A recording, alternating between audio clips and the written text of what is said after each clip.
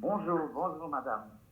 Bonjour, madame. Oui, c'est Patrice Roy, mais tout va bien. Parce que je pense qu'il y a une dame qui vous parle aussi dans votre oreille. Mais vous êtes en onde avec Patrice Roy au téléjournal à midi. Monsieur Reeves, est-ce qu'on aurait pu imaginer qu'une si petite bébite puisse paralyser l'ensemble, mettre KO l'ensemble de l'économie mondiale aussi longtemps? En fait, on le savait, mais on l'avait un peu oublié. C'est l'exemple de la peste noire qui a eu lieu autour de 1300-1400. On a tendance à ignorer ces menaces. On ne se rend pas compte que nous sommes fragiles sur beaucoup de plans. Et ça nous a rappelé. Alors, c'est assez paradoxal et assez ironique.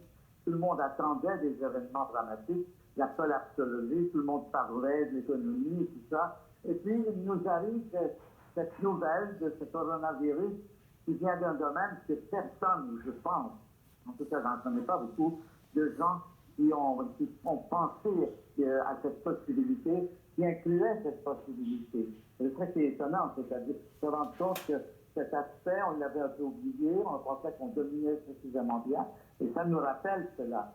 Et l'autre chose intéressante à dire, c'est qu'on n'arrive pas, plusieurs personnes essaient de montrer que c'est relié à l'écologie, aux problèmes économiques, c'est loin d'être prouvé. Il y a beaucoup de débats sur cette question. Mais ça nous a rappelé qu'on a facilement tendance à mettre tout sur le dos des mêmes choses. Donc, en fait, c'est très bien pour l'humanité, d'une part, de se repréparer. Ça peut revenir et ça va probablement revenir. On nous annonce que le fait qu'on l'ait eu peut motiver, peut occasionner que ça se répète plus souvent qu'on le prévoyait. C'est une expérience, c'est un choc à l'échelle de la planète, bien sûr. C'est quelque chose que personne n'attendait, et puis on l'a, donc il faut essayer d'en tirer les leçons. Moi, c'est ma façon de voir la chose. Et justement, tirer les leçons, ça veut dire qu'il y aura un avant, un après. Est-ce que c'est être utopique de croire que ça va nous servir justement de leçon pour acheter localement davantage, pour démondialiser quelque peu notre planète, pour respecter davantage notre environnement, pour moins carboniser notre atmosphère? Est-ce que c'est utopique croire ça, ou il y a une possibilité réelle que le choc aura été bénéfique? C'est ce qu'on espère tous. C'est qu'on espère qu'on ne va pas, après coup, retrouver nos mauvaises habitudes. Je ne connais pas l'avenir, personne ne connaît l'avenir. C'est possible que ce soit un choc bête qui bénéficie à l'humanité. C'est aussi possible, malheureusement, que ça ne soit pas le cas, que ce soit simplement une grosse alerte, et puis que quand on sera revenu à la vie normale, c'est-à-dire que ces virus vont cesser de se multiplier de façon désordonnée, c'est le souhait qu'on peut faire, c'est qu'on en retire une certaine sagesse.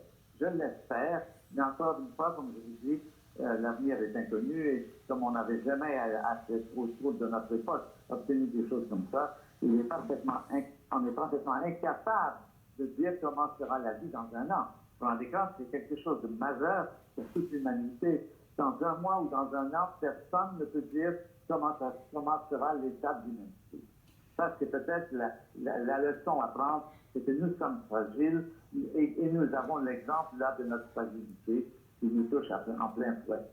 Est-ce que vous êtes par ailleurs inquiet du niveau... Les pays ne sont pas armés de la même façon pour faire face à cette crise. Oui. Il y a tous ces pays du Sud, il y a l'Afrique, il y a l'Inde, etc. Est-ce que, nous, quand en Europe, en Amérique du Nord, les choses iront un peu mieux, est-ce qu'on ne risque pas d'oublier des coins où ça va être encore très difficile? Oui, j'espère qu'on ne les oubliera pas. En fait, je trouve qu'il y a quand même la réaction jusqu'ici. Il y a beaucoup de grandeur d'âme, il y a aussi beaucoup de mesquinerie. Votre président du pays qui est au sud de chez vous l'a montré quand il a dit je ne veux pas, je vais acheter des masques et pas des masques qui vont se vendre en Europe, je veux que ça soit gardé pour nous. Ça, c'est l'exemple même de la mesquinerie du chacun pour soi. Heureusement, il y a d'autres endroits, il y a des actes héroïques dont on nous parle beaucoup à la télévision.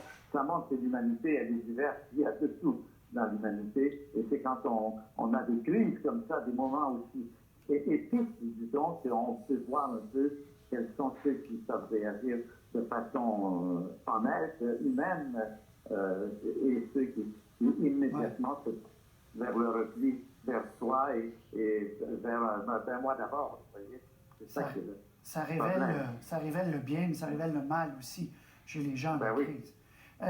Mais quand même, M. Legault qui dit jeudi dernier, on devra davantage cultiver dans des serres, des fruits, des légumes au Québec pour être davantage autosuffisant. Donc, ça veut dire moins de camions en principe sur les routes. Là, ça va être le côté optimiste qui parle. Moins de camions, Oui. ça va être moins... ça va être de faire ce que les écologistes nous disent depuis des années, produisez localement. Il y a quelque chose de bien là-dedans. Absolument, vous avez tout à fait raison. On peut espérer que ça va donner un coup, une puissance nouvelle aux écologistes. Moi, c'est ce que j'espère. Et que ces écologistes auront la possibilité, la puissance, l'écoute des gouvernements qui seront plus enclins, seront certainement plus enclins à améliorer leur comportement. Jusqu'à quel point, ça c'est autre chose. Ça, je ne peux pas prévoir. Je me méfie des gens qui font des prédictions. Les prédictions sont presque toujours fausses. Exactement. Vous avez tellement raison là-dessus. Mais c'est bon de réfléchir à l'après. Mais comme vous disiez, puis je sentais l'inquiétude dans votre voix, rien ne dit que quand on repartira la machine, pensons à la Chine ou à d'autres pays, on ne va pas au contraire la repartir encore plus vite. C'est possible. Tout est possible. C'est un test. C'est un examen de passage. L'humanité, maintenant, se trouve confrontée à un problème qui n'a rien d'extraordinaire. Des pandémies, des épidémies, il y en a eu beaucoup dans le passé. On n'en connaît pas de nos jours parce que généralement, on a assez de médecine pour les empêcher de prendre des dimensions aussi graves. C'est la première fois depuis longtemps qu'on n'a pas eu une épidémie à l'échelle mondiale. Et c'est là qu'on apprend. Et puis on peut espérer, comme vous le dites, on peut espérer qu'on va se préparer, qu'on aura les masques qu'il faut pour tout ça. La France, peut-être la France est assez lamentable. Ils avaient détruit il y a quelques années leur provision de masques en disant on n'en a plus besoin.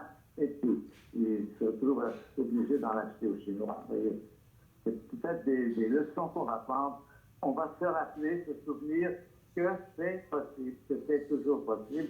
Si on vous avait raconté il y a 6 mois qu'on allait avoir ce genre d'événement, les gens auraient dit ben non, c'est contrôlé, regarde Ebola, regarde toutes les phrases et tout ça. Non, cette fois-ci, ça n'a pas été contrôlé, et ça sera contrôlé à l'échelle de la planète. C'est pas plus mauvais sur ce plan. Avant de vous laisser, Hubert Reeves, comment vous vivez le confinement, de rester chez soi, etc. Je vous imagine lire et... Absolument. Écrire un nouveau bouquin que je prépare et que je n'arrivais pas à trouver du temps. Et là, j'ai trouvé du temps. Je ne suis pas du tout fâché. On est dans un appartement confortable. On ne peut pas sortir. Mais moi, ça ne me dérange pas tellement.